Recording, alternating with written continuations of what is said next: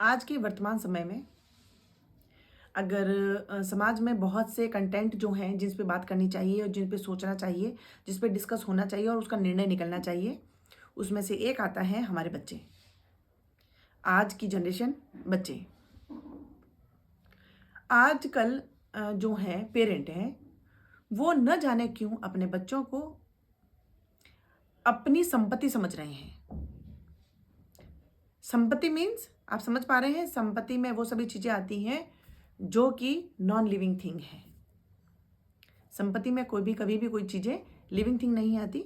Non living thing जिसको आप कह सकते हैं कि वस्तुएं, वो वस्तुएं समझ रहे हैं।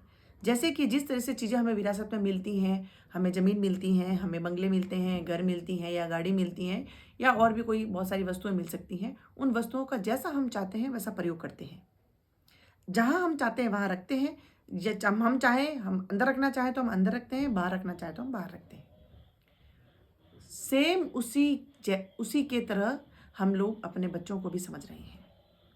हम लोग अपने बच्चों को मैं समाज की बात कर रही हूँ। पेरेंट अपने बच्चों को एक वस्तु समझता है। जिस स्कूल में वो चाहते हैं कि हाँ ये मेरे लिए अफोर्डेबल है, बच्चे का स्तर चाहे कोई भी हो, लेकिन आप वहाँ पे उसका एडमिशन ले लोगे। आपको लगा नहीं डिस्टर्बेंस हो रहा है, हम लोग टाइम नहीं दे पा रहे हैं, बच्चों को हॉस्टल में लगा दूँ। सबसे पहले तो मैं प्लीज़ आप लोगों से हाथ जोड़ के रिक्वेस्ट करती हूँ कि इस वीडियो को अंत तक जरूर देखें। और आप लोग अगर इस चीज़ को समझेंगे तो बहुत से बच्चे जो हैं इन चीज़ों का जो शिकार हो रहे हैं वो बच जाएंगे। तो मैं सबसे पहले गुजारिश करती हूँ, आशा करती हूँ कि प्लीज़ आप इस वीडियो को अंत तक जरूर देखें। आप लोगों ने सभी ने पुराने समय में एक खेल होता था कठपुतली, आप लोगों ने देखी होगी। एक फिक्स एक आप चार्ट होता था जिसके अंदर पपेट्स को यानी कठपुतलियों को एक व्यक्ति होता था जो कि इनविजिबल होता था, दिखता नहीं था। वो अपने हाथों में धागे बांध के बस उसी फिक्स के अंदर कि भाई कहाँ किसको रखना है, उसको ठीक लग रहा है जिस तरह के अकॉर्डिंग टू द पब्लिक, कि पब्लिक उसको कैसा पसंद करेगी, उसके हिसाब से उन पपेट को रखता था और उनको खिलाने का काम करता था। दुनिया को वो दिखती थी हाँ अच्छी लग रही है क्योंकि उनके अकॉर्डिंग ही वो उसको खिला रहे हैं, तो उनको एंटरटेनमेंट होता, उनको मज़ा आता और वो चले जाते। तो हमने अपने बच्चों को भी पपेट बना रखा है। आज हर घर में बच्चा पपेट बना हुआ है। बच्चे का स्तर कोई नहीं देखता। बच्चे का पढ़ने का स्तर क्या है, कैसा है, उसकी मानसिकता कैसी है, वो क्या चाहता है, कोई लेना देना नहीं है। सबको बच्चा टॉप चाहिए, 100 में से 100 नंबर चाहिए। जिस स्कूल में हम भेजें उस स्कूल में वो जाएगा। उसका किस वेस कैसे जाएगा वो, यानी साइकिल से जाएगा, बच्चा का एसी गाड़ी में जाएगा, बच्चा टैक्सी में जाएगा या बच्चा कार में जाएगा, वो भी वही डिसाइड करते हैं। 9th के बाद में बच्चा क्या स्ट्रीम लेगा वो भी हम डिसाइड करते हैं। बच्चा क्या जॉब करेगा वो भी हम डिसाइड करते हैं। तो बच्चा क्या डिसाइड करेगा, वो भी तो पपेट ही है। और पपेट का काम होता है लोगों को एंटरटेन करना। तो हम भी तो यही कर रहे हैं। हम भी यही कर रहे हैं कि बच्चे को एंटरटेन करना है, यानी कि हम चाह रहे हैं, ये हमारी विरासत है। हम जहाँ चाहेंगे वो बच्चे वहाँ जाएंगे, हम जो चाहेंगे वो बच्चा करेगा, हम जैसा चाहेंगे बच्चा वैसा जिएगा। क्या लगता है आपको, सही कर रहे हैं आप लोग? बच्चे खिलौने बन गए हैं, मशीन वाले। चाबी भरी, जितनी चाबी हमने भरी यानी जितना पैसा हमने फेंका तब तक बच्चा कूदेगा। हमारे पास में नहीं है, चेंज कर दो school. How you can do like this? आप कह सकते हो कि थिंक कह सकते हो, थॉट कह सकते हो। कैसे कर सकता है कोई व्यक्ति? और जितने रिच हैं, मैं कह रही हूँ जितने गरीब हैं उनके पास में फिर भी अपने आइडियाज़ को एक्सप्लोर करने का मौका है। लेकिन जितने रिच लोग हैं, जितने हम अपने आप को अपनी सोसाइटी के अंदर आप हाई स्टेटस दिखाने वाले लोग हैं, उतने ही बच्चे दुखी हैं उस घर के। ये मैं जानती हूँ।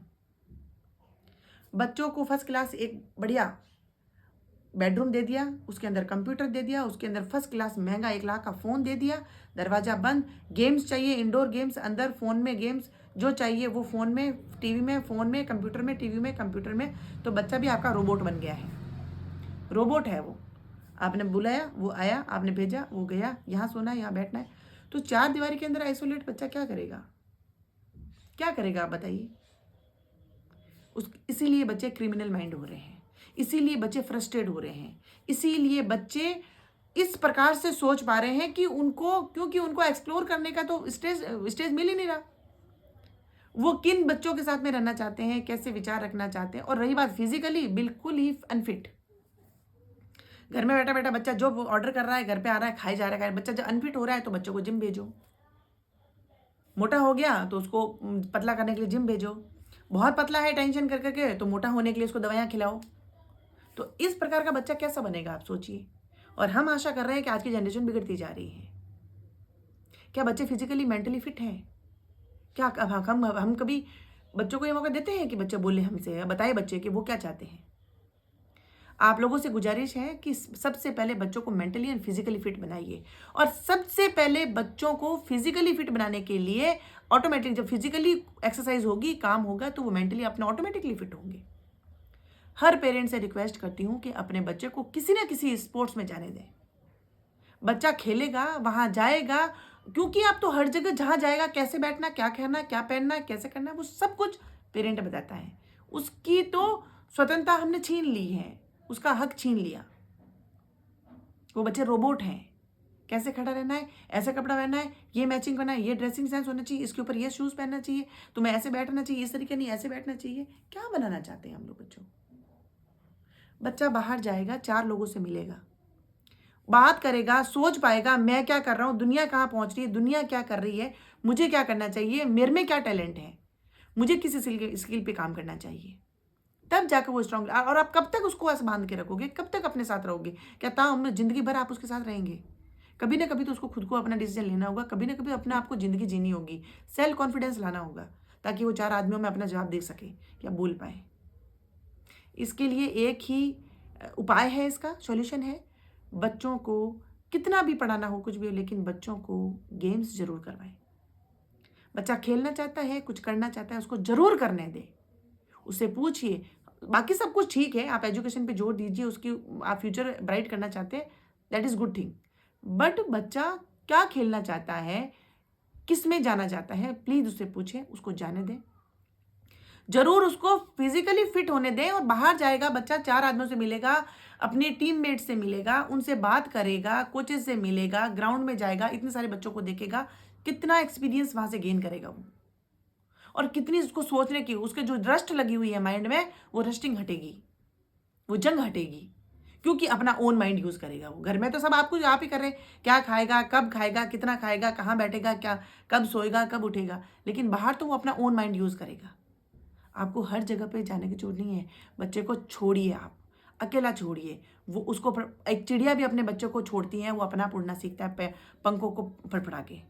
आपके भी बच्चे हैं, वो लिविंग थिंग है, वो भगवान ने उनको स्वयं की बुद्धि दी है, वो अपने आप सोचेंगे और आपको आपको इतना बेस्ट रिजल्ट देंगे, क्योंकि वो ओन थिंग होगी उनकी, ओन ओपिनियन होंगे उनके, और ओन डिसाइड होगा उनका कि मुझे क्या करना है मेरी लाइफ में। इसीलिए बच्चों को दोष देना बंद करिए, और प्लीज इन पपेट को, लिविंग थिंग है, इन पपेट से बच्चों को उनका चाइल्डहुड मत छीनिए, और उनको जीने दें, वही करने दें जो वो चाहते हैं, ताकि वो अपना जीवन जी सके।